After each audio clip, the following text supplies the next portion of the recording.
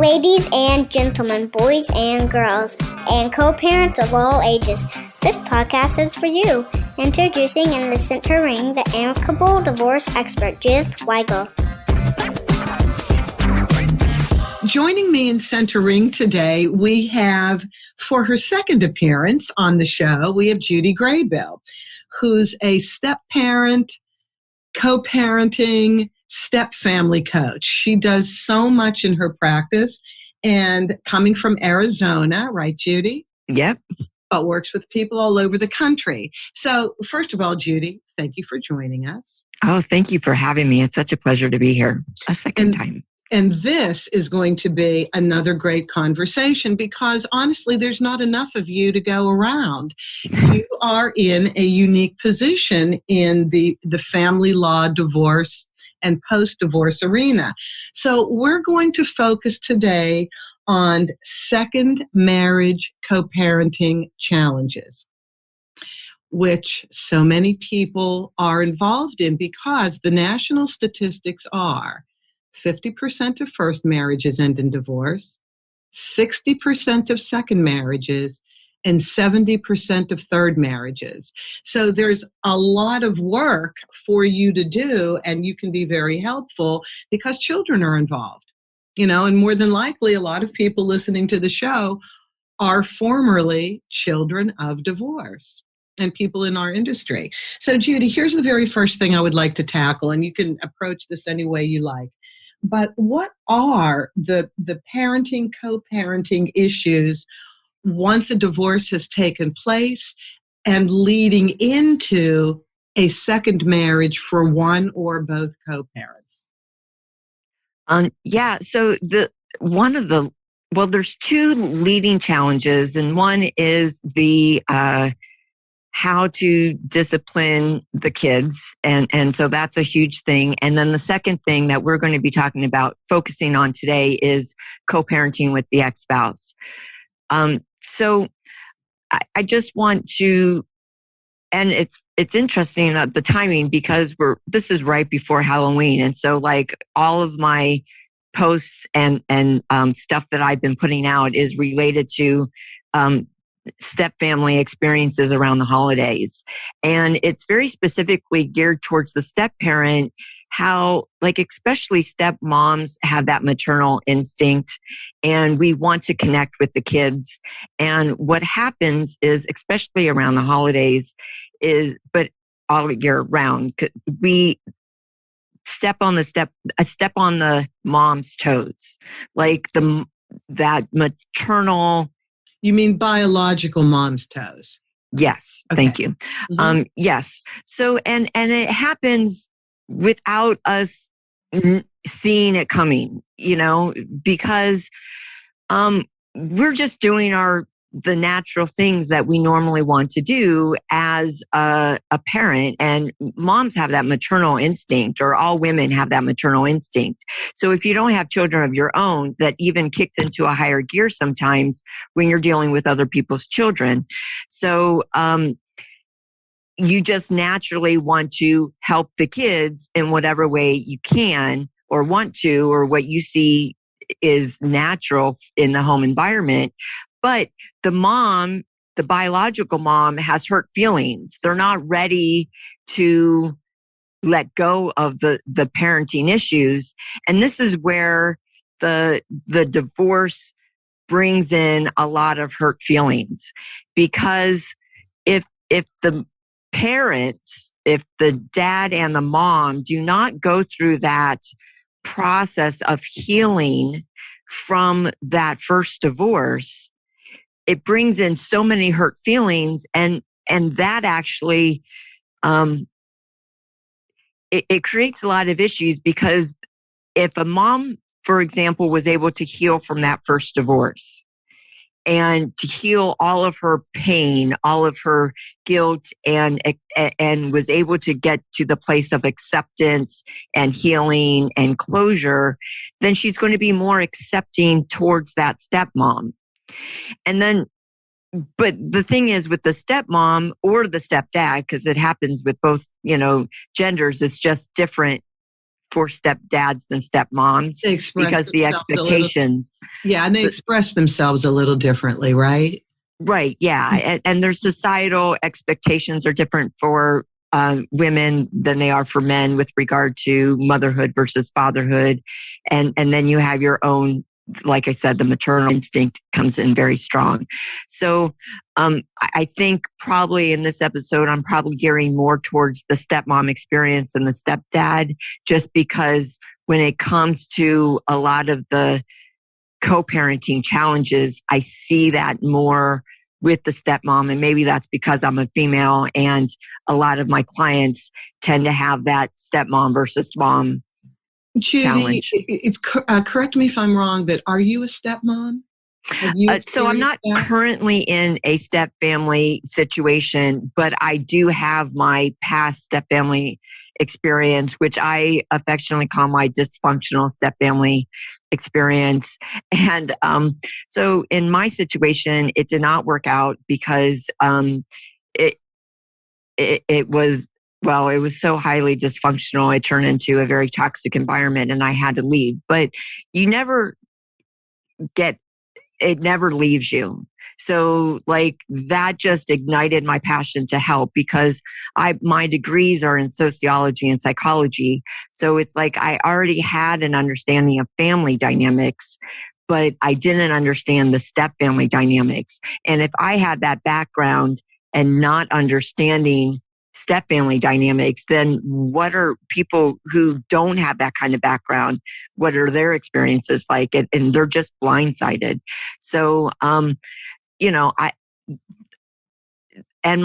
clients still tell me, they're like, to have somebody who has been there is very invaluable to them. So even though I'm not currently in it, like I don't forget, I don't forget. Had that former experience.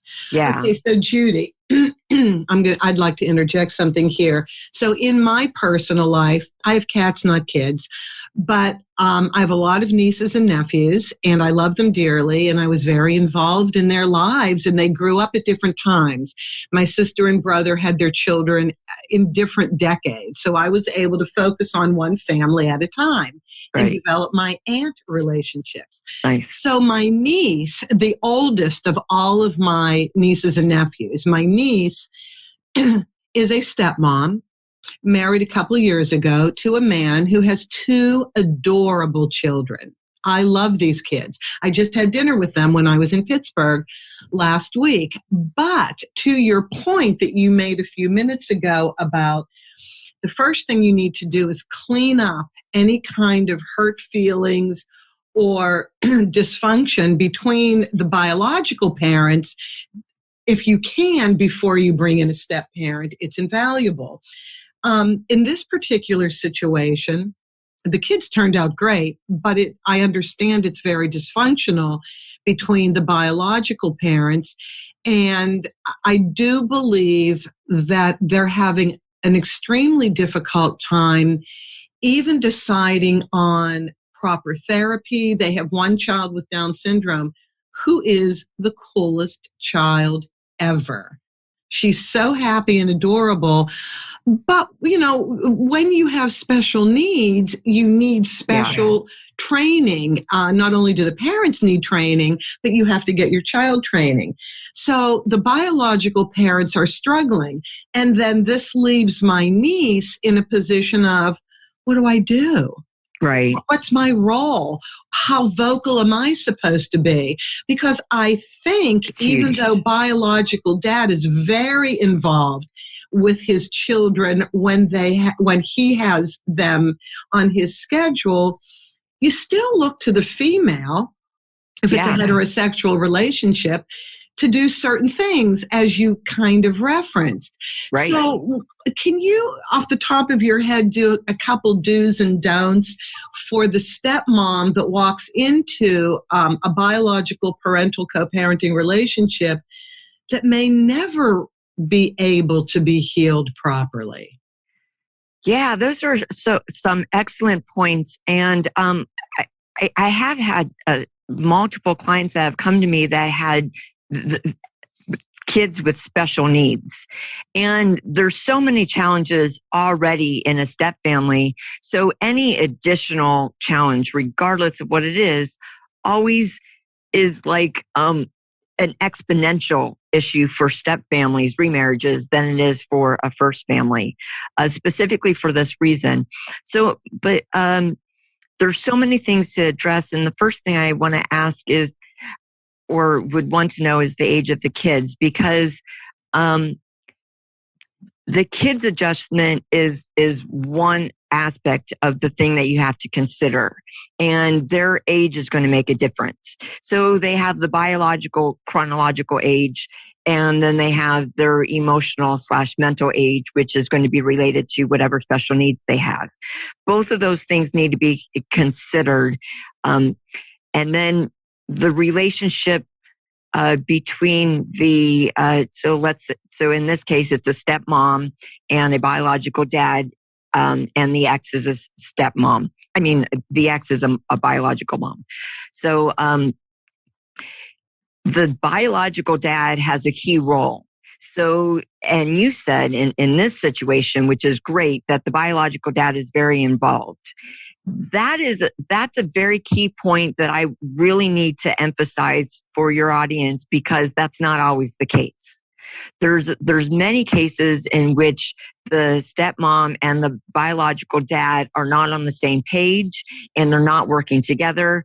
And that is a key thing that I actually help couples with, because if you're not working together, if the biological dad, your partner, your spouse, whether you're married or just living together, if he doesn't understand you, or he's not validating your feelings, or maybe he's too far into what those societal expectations of what a mother is, and he's not thinking that you're doing that, then there's going to be a lot of subtle or maybe not so subtle ways that he's going to say that. Or, well, when you say you, are you talking about the stepmom now? Yes. Okay. So, because like in this case, you is like your niece. Like if I was talking to her, so, or any stepmom out there, you really have to work with your husband or your partner, and how does he communicate with the biological mom? And this is where the co-parenting really comes in.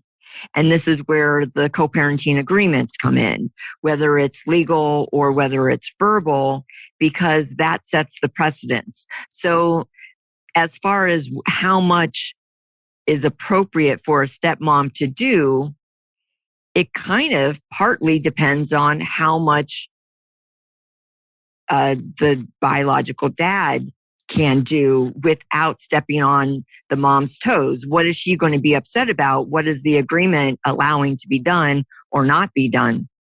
Okay, so interesting point in that the common denominator, like in this case, would be dad. So dad is in between biological mom and new wife.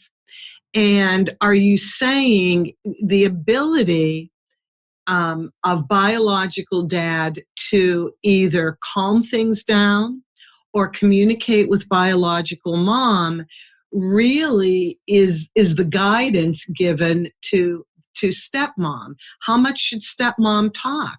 How much should stepmom do? I mean, stepmom is expected to do things, make lunches for school, get the kids ready for bed, the normal things a mom would do.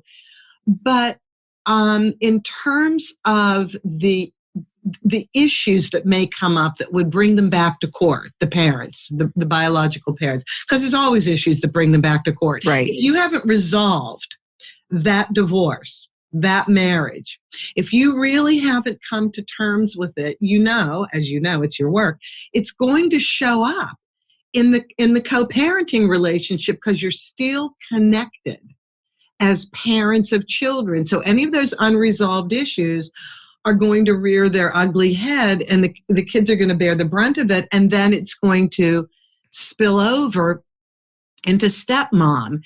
And I just, from my vantage point, I think stepmom needs to have a low profile as much as possible in that co-parenting relationship if needed. And then if the other situation would be golden, and that is the issues have been resolved. Now stepmom can come in and actually have a decent relationship with biological mom. Isn't that the goal? Yes, that would be ideal. And so there's so many paths I can go with everything you said, because I mean, I can talk, a lot about each one of those points. So like the expectations that the dad has of the stepmom is one of them. And this is also related to the age of the kids, because the young, like the age of 9 is considered like the rule of thumb.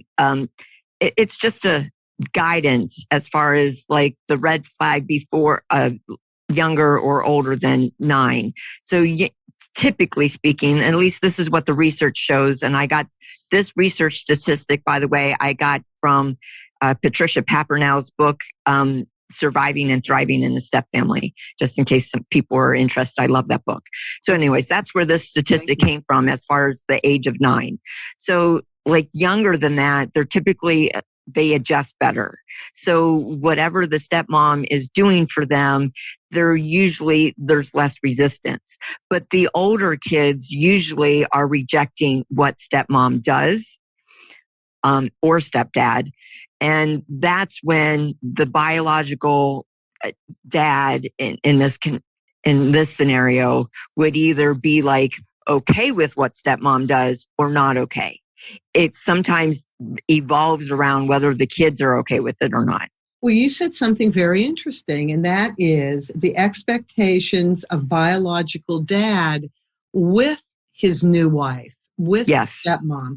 So I'm assuming there should be a conversation or a series of conversations with dad and new wife about what he feels is needed from new wife in the role of stepmom, and then maybe second, what biological mom will and will not accept just because he knows her better than anybody. Would it be those two things kind of that would come up in the conversations between dad and new wife? Yes, and it's interesting you added, the dad telling the stepmom like what the biological mom would want or not want, because that part of it typically doesn't come up. You would think that it would, right? You would think that the dad would know, but I don't know if they're just not that intuitive, or they just don't think of it. But it doesn't typically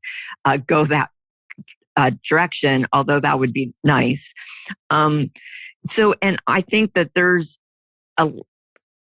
it's one of the things that I've observed, and it's one of the sad things, is that a lot of times what really does happen, and it's sad, is that the stepmom is blamed for not getting it right.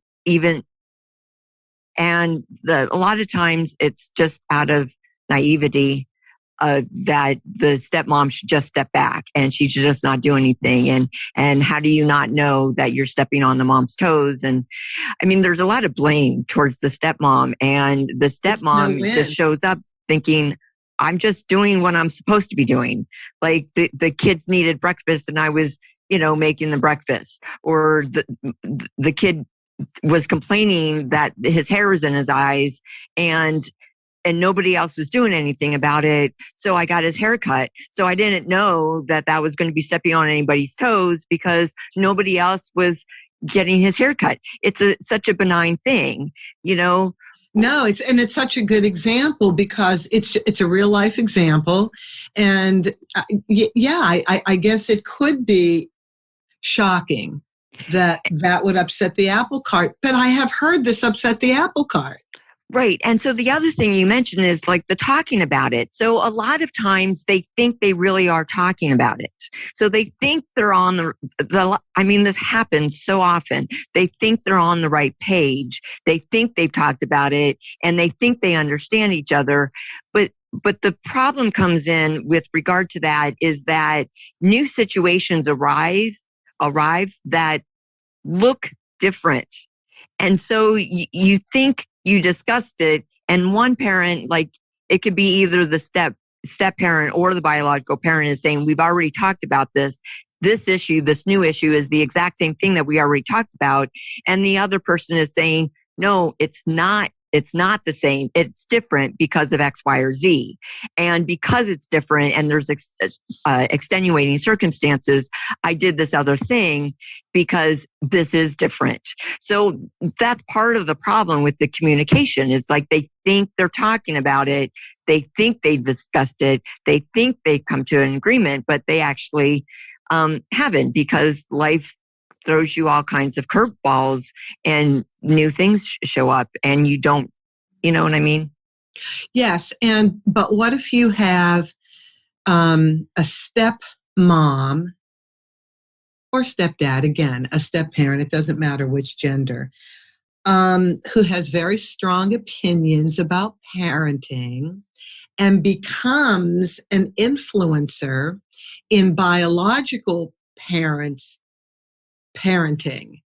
And that in itself causes conflict. What do you do in that situation?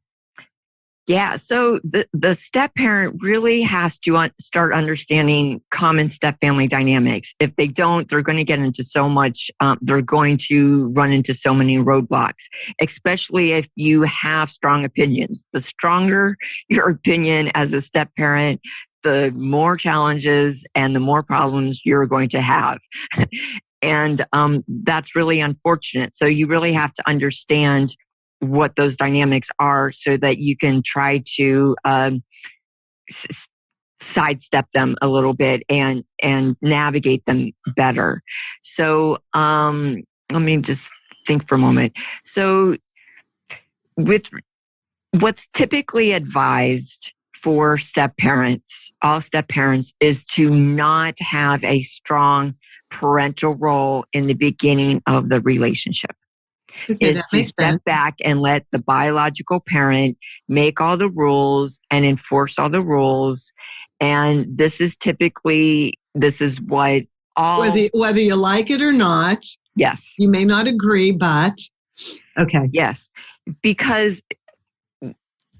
And this is really hard for any step parent who has strong opinions, has strong values, because a lot of times what happens is some of those rules and the way it's been enforced or non-enforced is going against what their values. And the step parent feels like the kid is being not getting the best.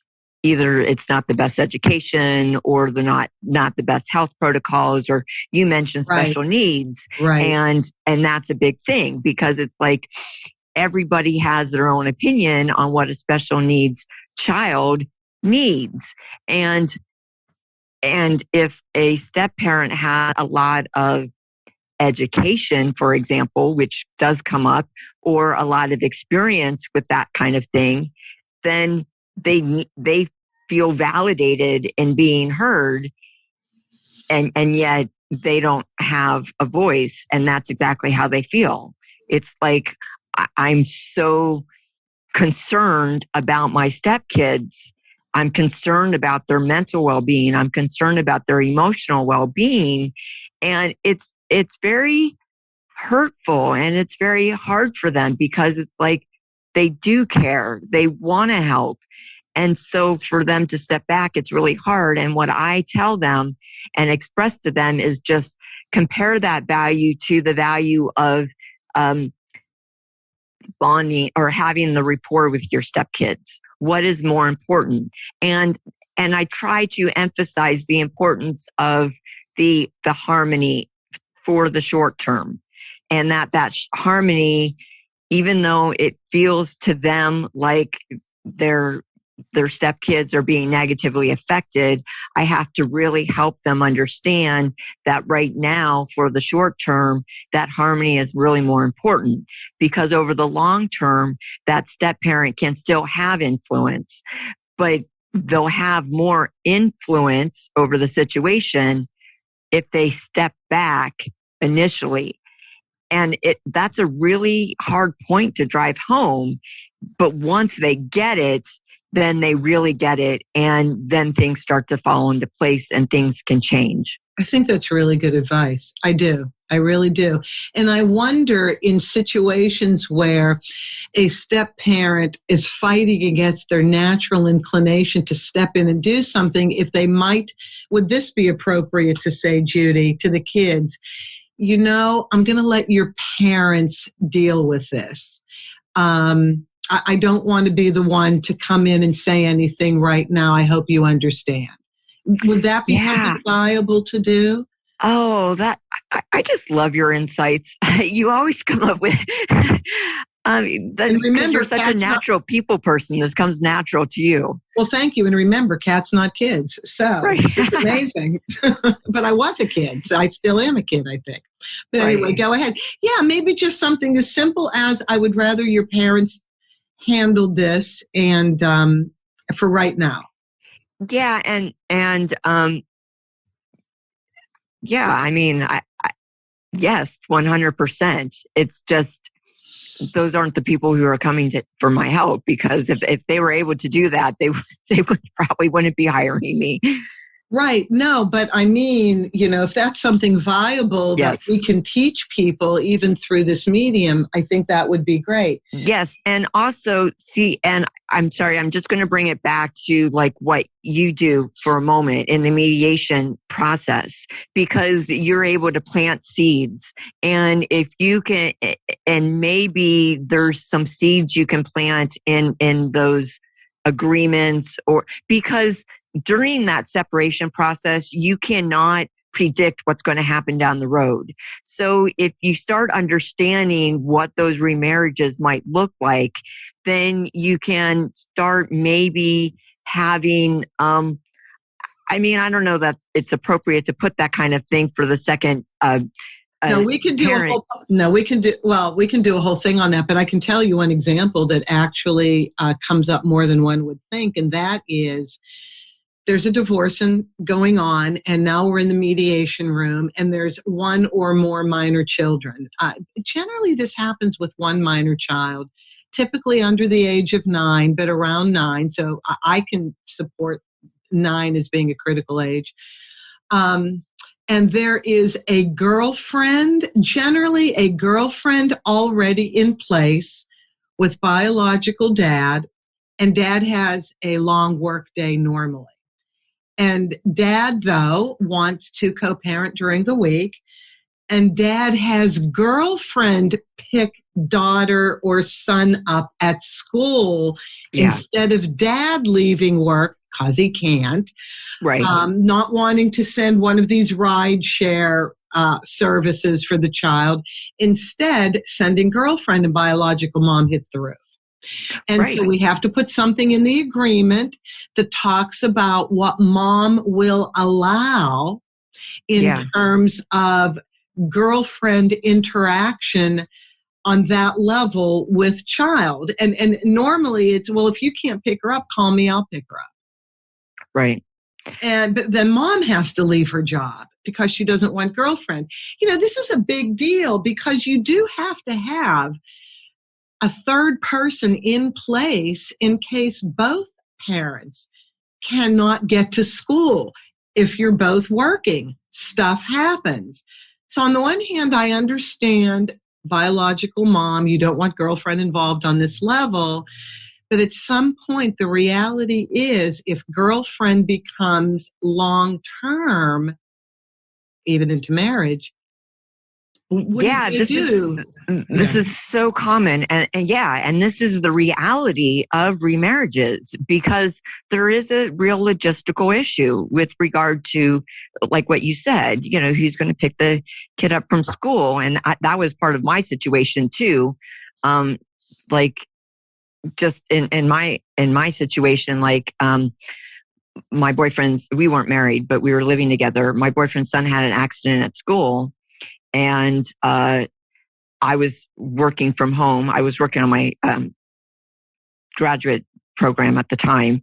So I was the one that was picking up the homework and bringing it home. I was homeschool. I had to do the homeschooling. Wow. So it was very interesting, because on one hand, his mom was grateful that I was able to do that.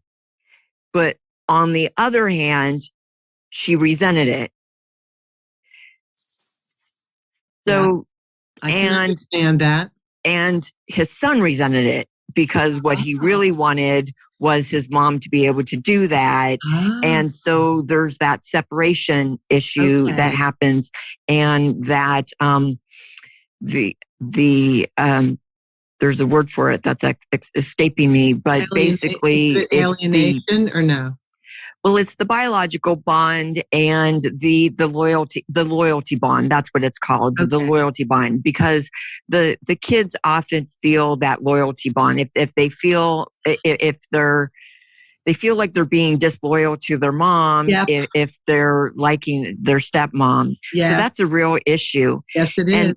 And so all of those things come into play. And one thing that came to mind as you were talking about this, that's critical, that came to mind, which was actually the impetus of me recommending you to my audience, your episode you did with Julie Turner a few weeks ago, when you guys were talking about emotional divorce. That emotional divorce is so key, in my opinion, because so the way I look at emotional divorce, that's the emotional process that we as individuals go through internally with ourselves to get to a place of closure with our ex. So and to me, closure, it's about the healing process, making peace with your past,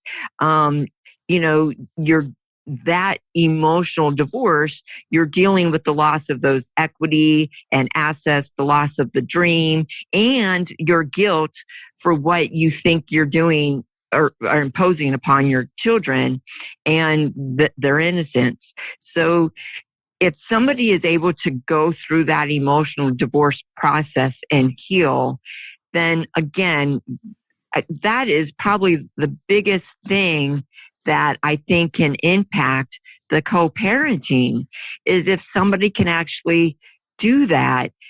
But if they can, when they can, then they're able to get to a place where they're going to be more okay with the stepmom coming in, and that's when they start actually seeing their stepmom as an asset, where it's like, I'm grateful that when I can't do these things for my kids, I'm grateful that somebody else is able to do it.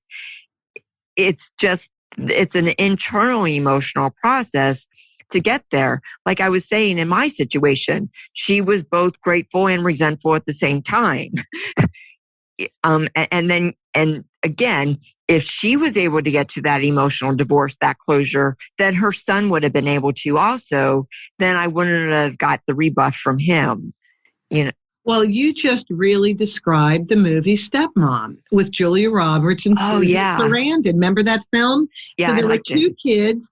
So Susan Sarandon was divorced from, Julia Roberts was now dating the ex-husband, and there were two kids. They were adolescents. Julia had a hard time all the way around and wasn't being accepted. So there was that resentment. But then Susan Sarandon's character got cancer, and she needed Julia Roberts. the stepmom, to step in. And everything came together because there was an event, a life-changing event that made everybody refocus and change their priorities.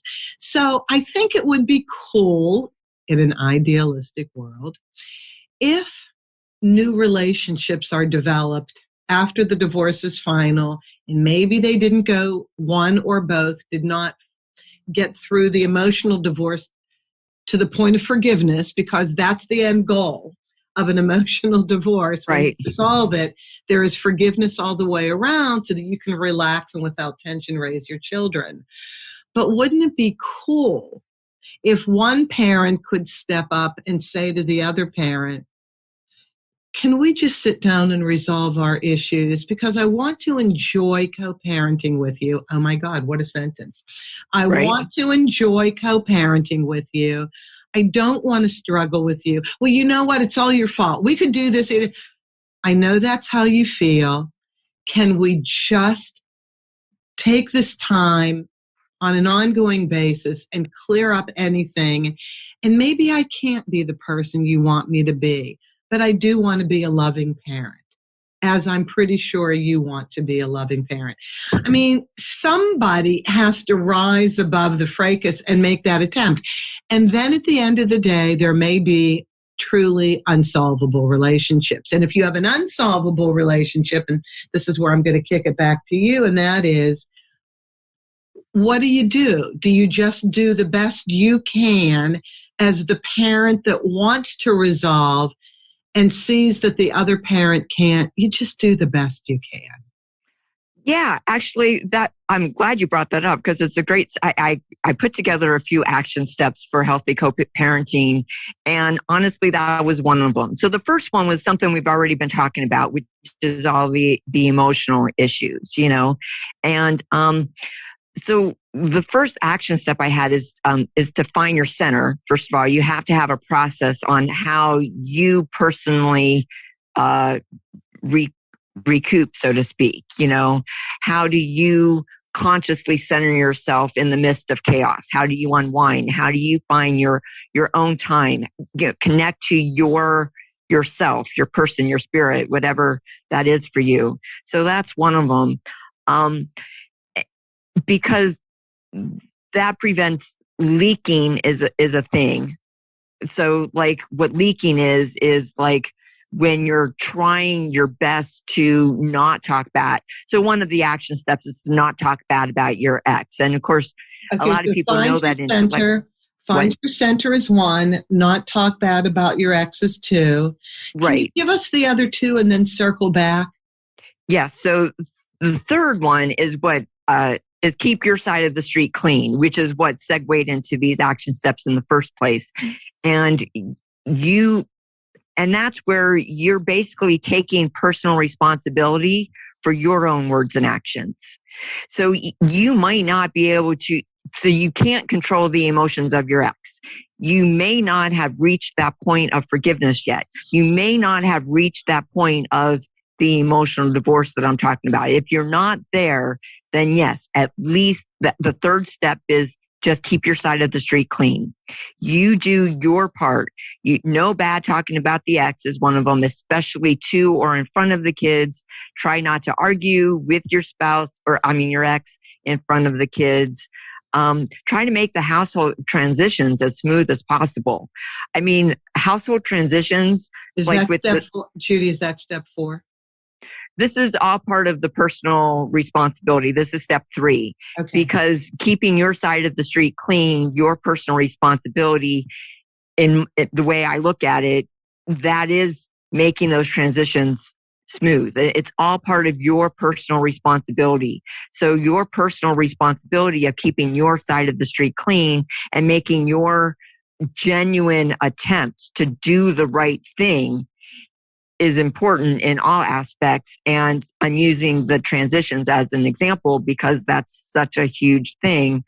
And so many families report a lot more unrest with the kids before and right after those transitions. So, and then fourth step is encourage your kids to have a relationship with their other parent. Okay. This is huge because when there's a lot of animosity and you're not agreeing with the values of your ex as a parent, and you think that your ex does not have the best interest of your kids at heart, then a lot of times there is a tendency to discourage a relationship with the other parent. But for healthy co-parenting, I suggest that you still encourage those kids to have a relationship with the other parent because the kids will figure it out. Right. And with that, I also think is if you are married to somebody, if you were married to somebody that has a mental health challenge, yeah, a personality disorder, a high conflict personality, you're not going to change them. Right. You can only be the best you can be. And I think you're right. The kids will figure things out on their own and figure out how to deal with that parent. You just need to be the steady, calm parent. Yes, because you become the stronger influence then.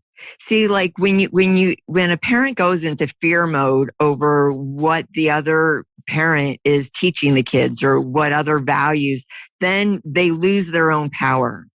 But when you recognize your own power and influence, your natural influence as a parent, and you actually embrace your own values that you subscribe to, and you focus on that versus what the other parent is doing, then you become the stronger influence and you're teaching those values. And those are the values that your kids then learn. When you're too focused on what the other parent is doing or not doing, the kids aren't getting any role model at all. So you have to recognize yourself as a role model and how are you showing up as a role model for your kids? What values are you teaching your kids? And if you're doing that, then it really it doesn't matter what the ex is doing. It literally does not matter because you are the steady voice. You are the steady values, you know what I mean? And then the step parent in this process would merely support the biological parent. Yes, exactly. Okay. So I just want to add one other piece, which can also be its own episode, but there's a timing involved with that. So a lot of step parents are okay with just supporting the parent initially, and maybe even for a few years. Yeah. Eventually, they're like, okay, we've been together for a few years. I love my kids like my own. Now, I mean, it takes a few years to get that, especially for because you don't have the you don't have the biological bond, and especially if you don't have your own kids. But so it takes a while to feel that complete love, even though you're always wanting to help the kids. But anyways, a few years go by and they're like, I want to be more involved with my kids' life. And how do I do that? So I have couples that are coming to me that have been married for 3 to 5 years, and the step parent is still not involved, and they still don't feel bonded to their kids, and they don't know how to do it because they've always just been supporting their partner, and they're like, I want more of a voice. I feel Judy, like what does not being involved look like? Can you give 1 or 2 examples? Just some of the things are what we've already mentioned, like you mentioned the special needs with your niece, you know what I mean? So at what point does the stepmom say, I do have my experience. I have real experience. I have education. I have knowledge. And at what point do they start listening to me? Like all the things that they've been doing over the last 3 years, it's only worked to a point, and I have real valid input, or where the kid is going to go to college, or I had one couple what skills or talents are supported to help the child grow. Yes, yes, yes. So there's all those kinds of things that it's like, I want to help the my stepkids in a bigger way, because you can't not appreciate and love those kids more as time goes on. If you're a compassionate being, there's no way for that to not grow. Absolutely. So as your feelings for your stepchild grows, you like them in the beginning, but you're still going to love them more, 3 years down the road or 5 years down the road. Right. So that desire to want to be involved grows. And then you're breaking the precedence, because all along you've been you had a certain role and nobody else is ready to for you to step up. So like one of the couples that came to me, for example, is like it was a lesbian couple. And so it was a mom and a stepmom in this case. And the mom was just like, I'm okay with my spouse being more involved. I just don't know how to do it. So like in this case, she had a really good co-parenting relationship with her ex-husband, and the ex-husband. So she was co-parenting with the ex-husband, but the stepmom always felt left out. She felt very alone. And that's actually part of it. She's like, I feel left out. I feel alone. And the mom was like, I'm okay with including her. I just don't know how. Oh, that's what they hired me for, is just to bridge that gap. It's really sweet to make that transition. I really like that. Yeah, it's more challenging than what you might think. And in that scenario, the mom was receptive to it. But in many cases, the biological parent in the remarriage is not receptive to it. So that takes some more work. And Judy, I wanted to move into something else that I have some notes on, and that is the 4 different, maybe I got the number wrong, but the different co-parenting styles. I have 4 different co-parenting styles. Yes. Can you identify some of those so people can identify what they're into right now? Oh, I'm glad you brought that up, because I was going to get back to that too, because my 5th action step, which I forgot to mention, was to identify your parenting style, which yes. So that's perfect. Here we are. So there's 4 main co-parenting styles. I typically, there is a 5th that I typically don't talk about, because it's the 5th style I'll mention first is if you have 0 interaction and 0 communication with your ex. That's called a dissolved duo. So, I mean, it's that ex is not even in the picture, so it doesn't come up for it typically doesn't come up in this kind of stuff that we're talking about today. Dissolved duo. Listen, I just filed for a hearing for an unmarried couple of a 15-year-old. They're so toxic, even our family wizard can't be the medium. They've been in court more times than I think I've filed for court. It's that toxic. I don't know what their child is like, but yes. So the if it's that toxic, duo, then okay. Toxicity is the one scenario in which I actually recommend people don't stay together, or sometimes in extreme toxicity situations, you don't want the kids. There has to be like a complete dissolution with the ex, but that's another issue. That's rare. Very difficult to do. That's enormously difficult to do legally. It really is. Yes.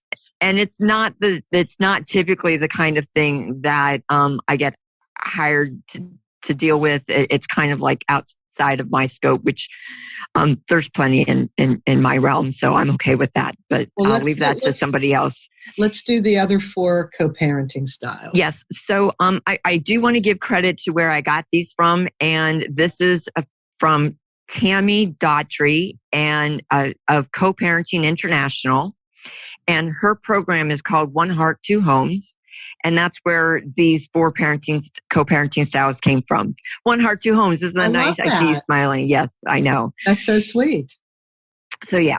And so these are based on the ratio of level of interaction and communication level. So interaction is like the frequency of your interaction is just any kind of interaction, whether it's text, email, verbal, or whatever. That's interaction. And then the communication is really your effectiveness when you actually have a discussion, not just talking at somebody, if you're talking with somebody, and are you resolving things? So the 4 co-parenting styles is based on the low, moderate, or high level of interaction and low, moderate, or high level of communication. Okay. So the first one is angry associates, where you have moderate interaction but low communication.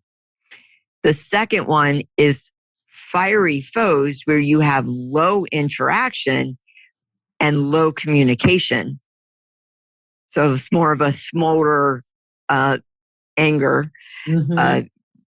And then 3 is perfect pals, where you have high interaction and high communication.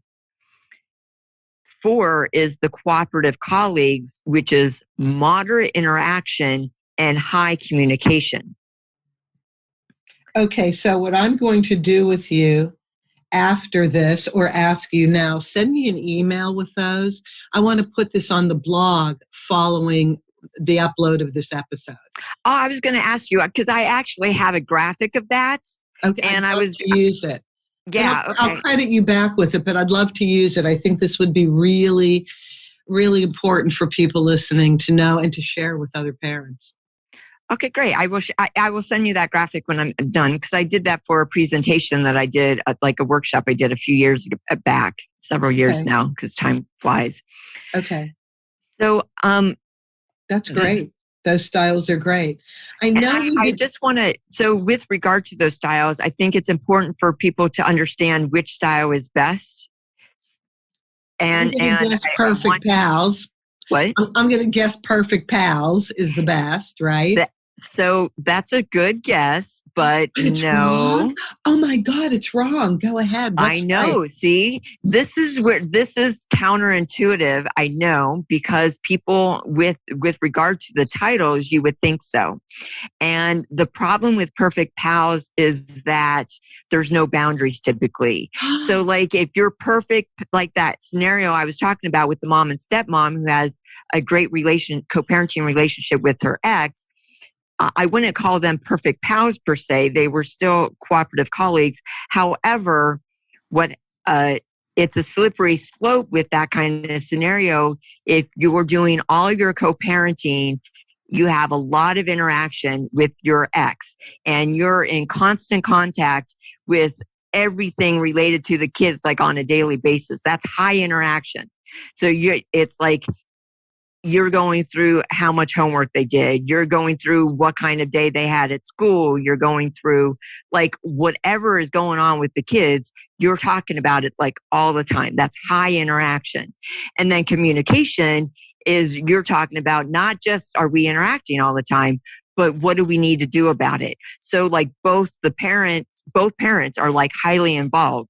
They're interacting a lot and they're communicating a lot, but the step parent is left out. Okay. So, all right. My second guess would be cooperative colleagues. Yes. Thank you. Right. And, I will just say that when I first read those, my first thought was the same as yours, to be honest with you, because who doesn't want to be a perfect pal? I want to be a perfect pal with everybody. Right, exactly. And you do want that with your friends, with your family and all that. But with an ex-spouse, when you're already remarried, it doesn't go well, because typically what happens with those are low boundaries. And then the ex doesn't know so they've set the precedence for the ex to be involved, and then they get over involved.